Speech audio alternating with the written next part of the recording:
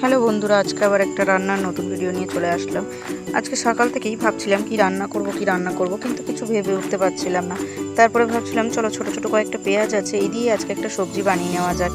যেমন ভাবনা তেমন কাজ, ভাবতে ভাবতেই শুরু করে নিলাম। সবজিটা ভাবতেই পারিনি এত সুন্দর হয়ে যাবে। কয়েকটা সামগ্রী দিয়েই বানানো, ঘরে থাকবে প্রত্যেকেরই ঘরে যে জিনিসগুলো থাকে সেগুলো দিয়েই বানানো। সত্যি রুটি পরোটার সাথে এত সুন্দর খেতে লাগে, সবজিটা না করলে বুঝতেই পারতাম না যে এত সুন্দর টেস্ট হয় এই সবজিটারও।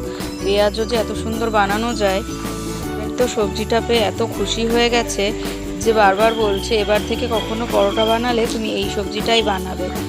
তো আমারও ভীষণ পছন্দ হয়েছে। দেখো, তোমরা দেখলে বুঝতেই পারবে সবজিটা খেতেটা সত্যিই সুন্দর হবে। যেমন ভেবেছি ঠিক তার থেকেও বেশি হয়েছে। ভিডিওটা তোমাদের কেমন লাগলো প্লিজ একটা কমেন্টে জানিও, আর একবার হলেও ট্রাই করে দেখো।